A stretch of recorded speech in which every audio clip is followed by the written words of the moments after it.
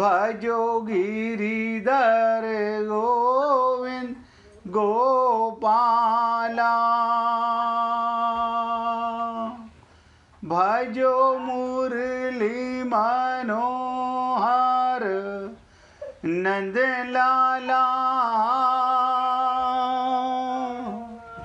भजो मुरली मनोहर नंद लाला।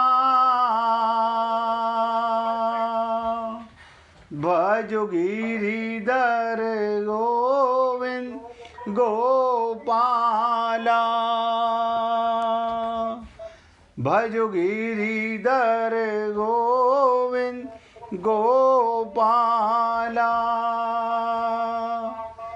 भजो मुरली मनोहर नंद लाला। भजो मुरली मनोहर नंद लाला।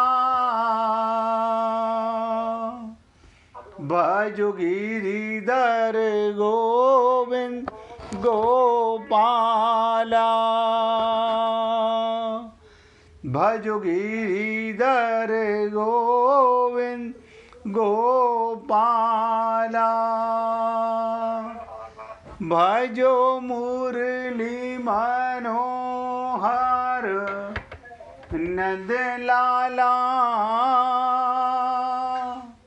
भजो मुरली मनोहर नंद लाला।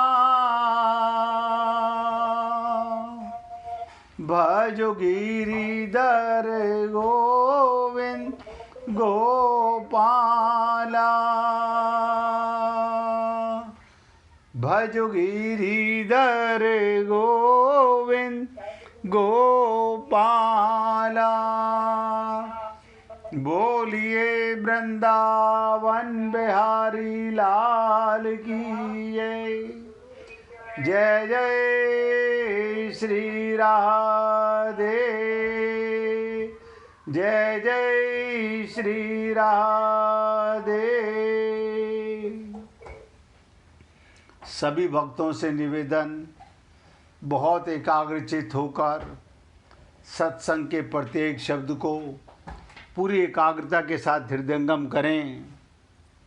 कल हमने आपसे निवेदन किया कि गीता के दूसरे अध्याय का 11वां श्लोक, यहीं से भगवान का उपदेश शुरू होता है, जो आप हम सब लोगों के, जो अब तक हम अपने अंदर सुधार नहीं कर पाए, अगर अभी भी हमारे अंदर वो ममता मोह आसक्ति बनी रही, अज्ञानता भरी रही, अंधकार फंसा रहा, तो इसका मतलब हम अपना भला करना ही नहीं चाहते। हम केवल अपने आप को धोखा देना चाहते हैं। मैंने कल भी निवेदन किया था,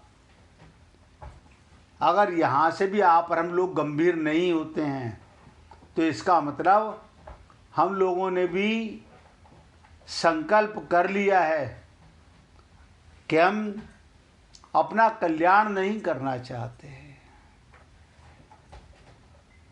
कल मैंने आपसे निवेदन किया, धर्म भूमि कुरुक्षेत्र के एक भाग में कौरव सेना खड़ी है और दूसरे भाग में पांडव सेना। दोनों सेनाओं के मध्य भाग में सफ़ेद घोड़ों से युक्त एक महान रथ खड़ा हुआ है। उस रथ के एक भाग में भगवान श्री कृष्ण बैठे हैं और दूसरे भाग में अर्जुन। आप कहेंगे ये कैसा रथ है, ये कैसा युद्ध है? यानी रथ को चलाने वाला भी बैठा हुआ है और युद्ध करने वाला भी बैठा हुआ है। कारण क्या था? अर्जुन को निमित्त मात्र बना के भगवान आप और हम सब लोगों का कल्याण करने के लिए अपना अलौकिक, देखिए मैं फिर शब्द बोल रहा हूं, अलौकिक संसार का तो बहुत लौकिक ज्ञान हमने लिया, लेकिन भगवान की वाणी अलौकिक है। उपदेश आरंभ करते हैं और सबसे पहले उस चीज पर चोट करते हैं जिसका कि आप और हम लोगों को भ्रम आज तक तो नहीं मिटा है। हम लोगों को अभी तक ये काया और माया का भ्रम नहीं मिटा है। हम अपने को प्रैक्टिकल नहीं जान पाए कि मैं कौन हूं। थ्योरेटिकल जानने से लाभ मिलता नहीं। गीता, भागवत, रामायण, वेद, शास्त्र, पुराण सारे भरे पड़े हुए हैं, उन भरे हुओं से क्या होगा? आपके घर में हजारों ग्रंथ रखे हों, उन सब में क्या लिखा है कि आपके हृदय में भगवान विराजमान हैं, हमें पता ही नहीं कि नित्य प्राप्त परमात्मा की प्राप्ति का अनुभव, अब हम लोग उस नित्य प्राप्त परमात्मा की प्राप्ति का अनुभव नहीं कर पा रहे। हे पुण्य आत्माओं, पूरी एकाग्रता के साथ सुनिएगा। हमने कहा था कि यहाँ से भगवान अपना मूल उपदेश, अलौकिक उपदेश और अर्जुन को निमित्त बनाकर हम लोगों के कल्याण के लिए, कल मैंने शुरुआत की थी, लेकिन वो केवल शुरुआत थी टाइम पास करने की। आज ये एक श्लोक भी अगर आप हम सब लोग सुने नहीं, हृदयंगम कर लें, तो समझ लीजिएगा कल्याण का मार्ग आपको मिल गया है। एक कदम भी अगर हम लोगों का भगवत प्राप्ति की ओर बढ़ जाए, एक कदम भी, आप हम लोगों को लगता तो है कि हम भगवत प्राप्ति की ओर अग्रसर हो रहे हैं, हो नहीं रहे, धोखा दे रहे हैं। अच्छा, धोखा किसको दे रहे हैं? क्या हम भगवान को धोखा दे रहे हैं? असंभव। क्या हम गुरु को धोखा दे रहे हैं? असंभव। तो फिर धोखा किसको दे रहे हैं? हम अपने आप को दे रहे हैं। तो दूसरे अध्याय के 11वें श्लोक में भगवान सर्वप्रथम सबसे पहले अलौकिक उपदेश चालू करते हैं, शरीर और शरीरी के विभाग का वर्णन करके। शरीर क्या है और शरीरी, आप लोगों ने सुना तो बहुत बार होगा, और आप लोगों को हो सकता है ये बातें अगर किसी से पूछा जाए तो आप बता भी दोगे शरीर माने क्या, शरीरी माने क्या, लेकिन क्या आपको 24 घंटे ये एहसास होता है? ज्ञान का मतलब हर पल चेतना, होश कि मैं आत्मा हूं, शरीर में रहता हूं आत्मा, और परमात्मा नित्य प्राप्त है। लेकिन कहत कठिन समझत कठिन, ये खाली शब्दों में रट लेने से बात नहीं बनेगी। तो भगवान यहाँ से कैसे शुरुआत करते हैं, और मैं आप लोगों को निवेदन करूँगा कि आप सब लोग पूरे एकाग्रता के साथ, मेरा पूरा प्रयत्न होगा, आपकी एकाग्रता होगी तो सुनिश्चित आपका हृदय पात्र बन जाएगा। मन बुद्धि को पात्र मत बनाना, ये बात मैंने बहुत बार निवेदन की, आज फिर कर रहा हूँ। शरीर और शरीरी, भगवान कहते हैं तुमने शोक ना करने योग्य का शोक किया और पंडिताई की बातें कह रहे हो, परंतु जिनके प्राण चले गए हैं उनके लिए और जिनके प्राण नहीं गए हैं उनके लिए पंडित लोग शोक नहीं करते। ये पंडित किसको कहा गया?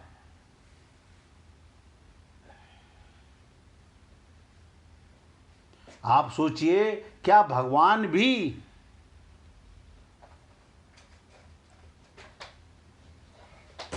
प्रज्ञावादस्व, भगवान कह रहे हैं जिसकी विवेक जिसका जाग गया, जिसे ये पता चल गया कि मैं आत्मा हूं, वो पंडित है, वो ब्रह्म है।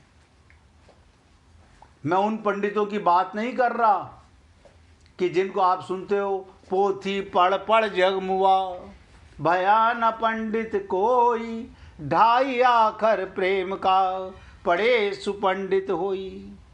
और देखिए, साथ में ये भी निवेदन करूंगा, किसी भी भक्त के मन में कहीं पर भी कोई प्रश्न आए तो तुरंत रुक के पूछ लेना।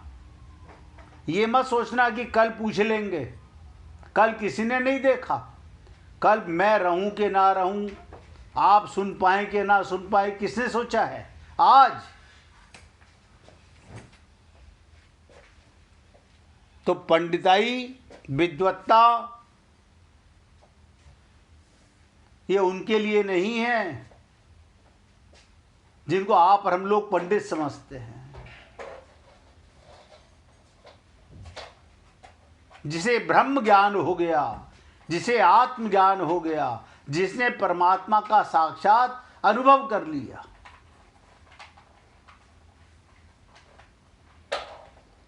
अब यहां से शुरुआत करते हैं। मनुष्य को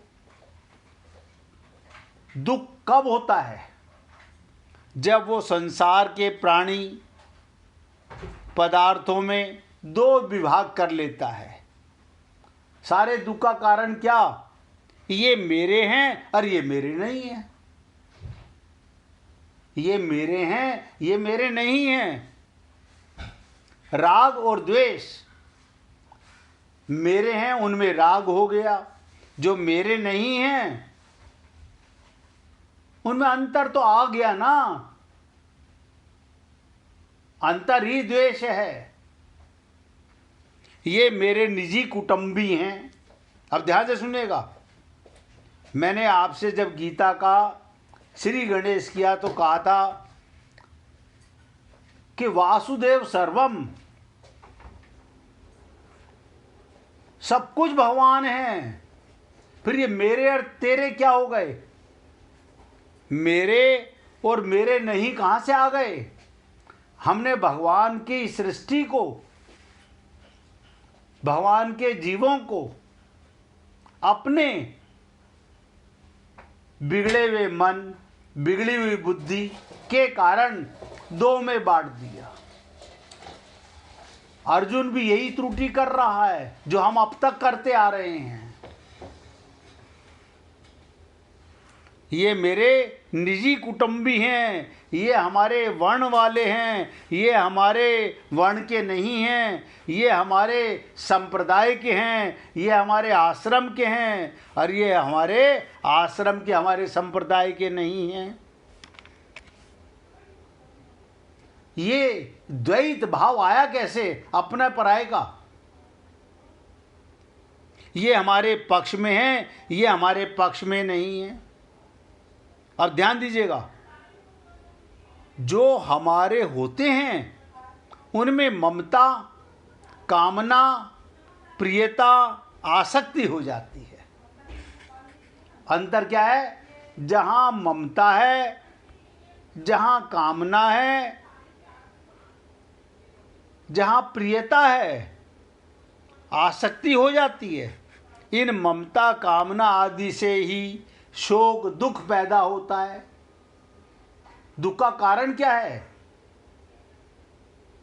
अर्जुन को जो दुख हो रहा है, हथियार डाल के बैठा हुआ है, इस ममता, मोह, आसक्ति के कारण ही तो हो रहा है। तो भगवान कह रहे हैं इन्हीं ममता कामना आदि से शोक चिंता भय हलचल संताप आदि दोष पैदा होते हैं। कल हमने आपसे अभी कुछ ही दिनों पहले मानसिक चिकित्सा पर चर्चा कर रहे थे और कई मास तक उसमें चिकित्सा की। यानी रामचरितमानस के 7 कांडों में से एक कांड पर कई मास तक आपके साथ चर्चा की, जिसमें काकभुसुंडी जी गरुड़ जी को बता रहे हैं, गरुड़ जी को माध्यम बना रहे हैं, और यहाँ पर भी भगवान अर्जुन को केवल माध्यम बना रहे हैं हम लोगों की मूर्खता मिटाने के लिए। हमने जब मानसिक चिकित्सा की बात की, हमने खूब सुना, माना नहीं। ऐसे थोड़ी होता आपके कहने से, इसका मतलब भगवान के कहने से भी नहीं होता कि कौन मेरा और कौन मेरा नहीं। उसमें बहुत सुंदर चौपाई आई रामचरितमानस में कि मोह सकल व्याधिन कर मूला दिन ते बुनई पुनई उपजई बहुसूला। क्या मतलब, ये मोह, ये ममता, ये आसक्ति वो कैंसर का फोड़ा है जिससे रोगों के गुच्छे प्रकट होते हैं। यही गीता कह रही है। क्या कह रही है? इन ममता से ही दुख चिंता भय हलचल संताप दोष पैदा होते हैं। यानी रामचरितमानस और गीता एक ही बात बता रही है। वो एक संत के मुख से, और यहाँ तो साक्षात भगवान श्री कृष्ण बोल रहे हैं। और क्या कहा? ऐसा कोई भी दोष अनर्थ नहीं जो ममता कामना से पैदा ना होता हो।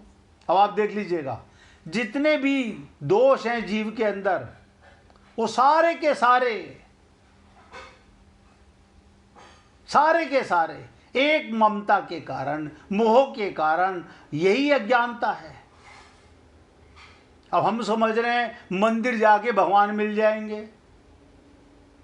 अरे सारी पृथ्वी भगवान का मंदिर है, तुम कौन से मंदिर में जा रहे हो? सारी पृथ्वी, भगवान ने कहा यहाँ का एक एक कण मैं बना हुआ हूं। अब जहां भगवान है वहीं मंदिर है, लेकिन हम लोगों ने अपनी भावना से ये मंदिर है, ये मंदिर नहीं है, ये अपना है, ये अपने नहीं है, ये मेरा घर है, ये तेरा घर है, अपना नहीं है, ये मेरे अपने हैं, ये मेरे अपने नहीं है। कभी 1 मिनट तसल्ली से विचार तो कर लीजिए, जिन्हें तू अपना कह रहा है वो रात का सपना तो नहीं है कहीं? रात को सपने में जैसे हम सपना देखते हुए सपने की पत्नी, सपने का पति, सपने के बच्चे, सपने के मकान दुकान, सपने के महल, सुख दुख अपने नजर आते हैं। सबको सपने के ये अपने नजर आते हैं। ऐसे ही जाग कर बड़ा लंबा सपना चालू हो जाता है। उस सपने में और इस सपने में अंतर क्या है? देखिए, मैं आपको अष्टावक्र गीता के माध्यम से बताना चाहता हूं। चर्चा कृष्ण गीता की चल रही है। यहां एक बार भ्रम मिट गया तो रास्ते अपने आप खुल जाएंगे।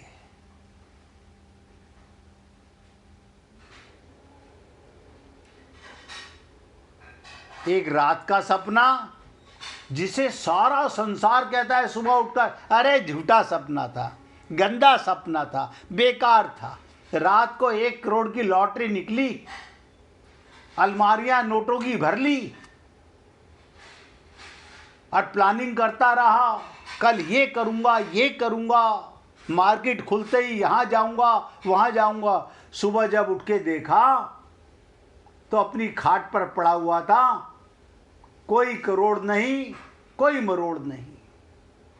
वहां तो हम जाग गए, सपने से तो जाग गए, लेकिन ये दिन का जो सपना है, ये ममता मोह आसक्ति का जो सपना है, इससे अब तक तो केवल वही संत महात्मा जाग पाए हैं जिन्होंने अपने गुरु की और भगवान की चरण शरण ग्रहण की है। बस शरणागति का कमाल समझ लीजिएगा। तो ये जितने भी रोग, जितने भी दोष और भगवत प्राप्ति ना होने का कारण एक अज्ञान।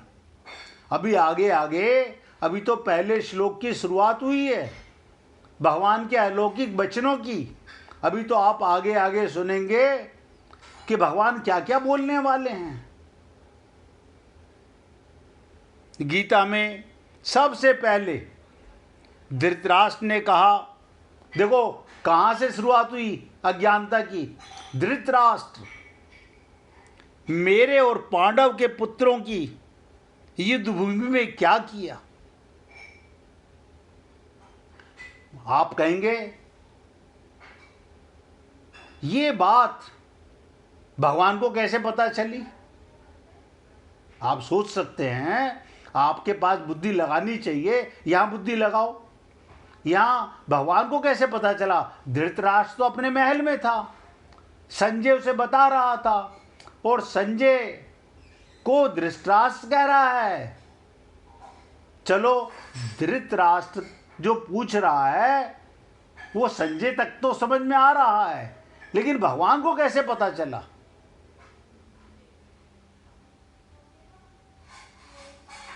हमने कई बार आपसे निवेदन किया, जानत है प्रभु सबके मन की। भगवान आपके मन के सारे छल कपट छिद्र देखते रहते हैं, बोलते नहीं हैं, गूंगे नहीं हैं भगवान। उनकी लाठी बेआवाज है, अंदर ही बैठे हुए हैं और देख रहे हैं चुप।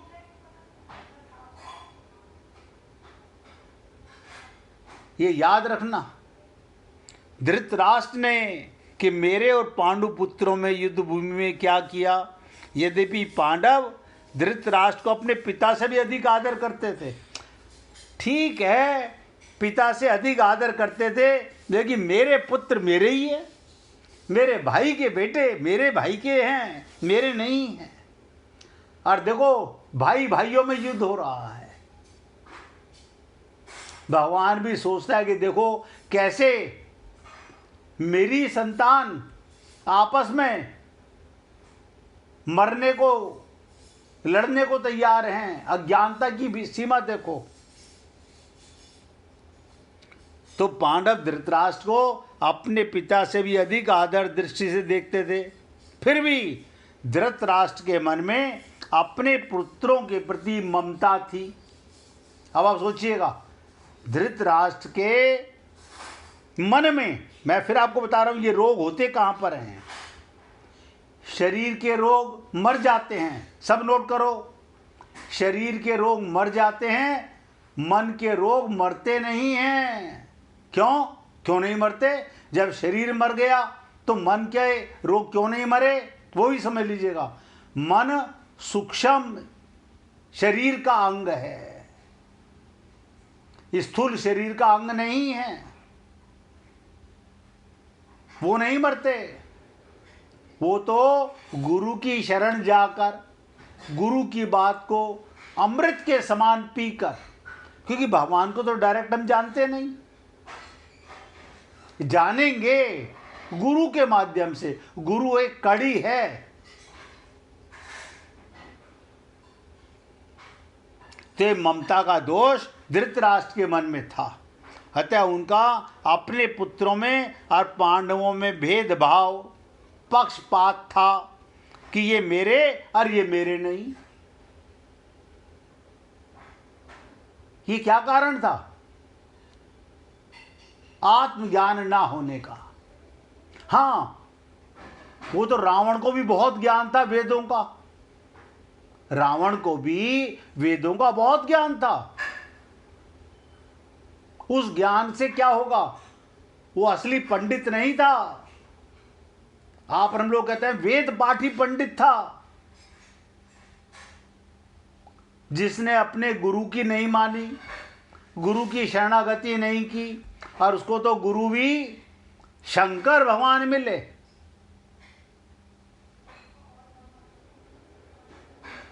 लेकिन मानी नहीं।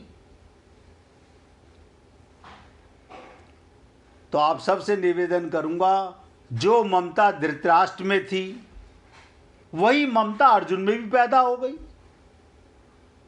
अरे बाबा, उनकी क्या कहें, आप और हम सब लोग एक ही थैली के चट्टे बट्टे हैं। ममता अर्जुन में भी पैदा हो गई, परंतु अर्जुन की वो ममता धृतराष्ट्र की ममता के समान नहीं थी। मतलब ममता तो दोनों में है, लेकिन ममता वैसी नहीं थी। अर्जुन में धृतराष्ट्र की तरह पक्षपात नहीं था अपने और पराये का।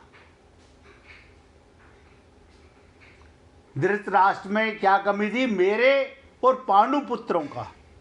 और अर्जुन में आई तो सही ममता, रोग तो ट्रांसफर हो गया, अज्ञानता तो आ गई, रथ पर भगवान बैठे हुए हैं। और मैं आप सब लोगों को बार बार निवेदन करता हूं, आपके और हमारे रथ पर भी भगवान ही बैठे हुए हैं, बैठे हुए हैं, लेकिन काम नहीं बन रहा।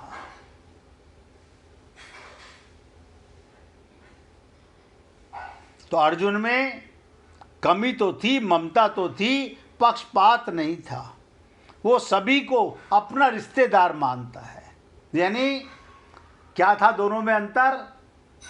ताऊ में कमी थी, ये मेरे और ये मेरे भाई के। और वो क्या कह रहा है? नहीं नहीं, दोनों ही मेरे अपने रिश्तेदार तो हैं।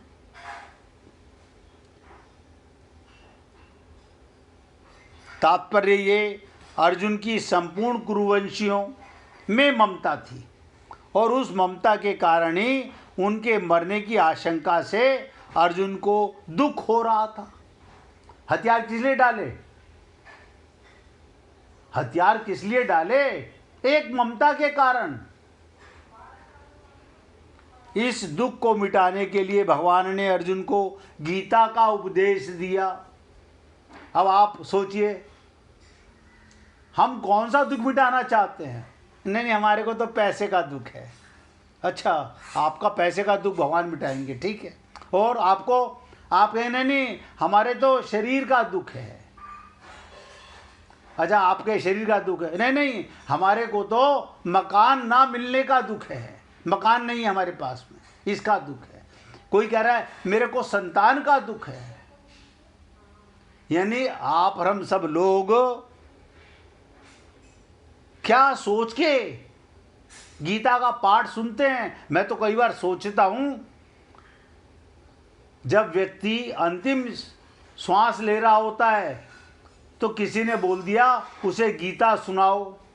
मतलब सारी जिंदगी तो उसने अपना कल्याण किया नहीं, अब जब उसे होश नहीं है, जब उसका बात पित्त कफ गले में अटक गया है, तब आप उसे गीता का पाठ सुना रहे हो।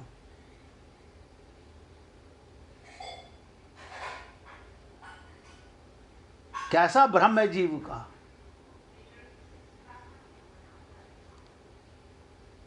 तात्पर्य ये, अर्जुन की संपूर्ण परिवार में दोनों तरफ ममता हो गई।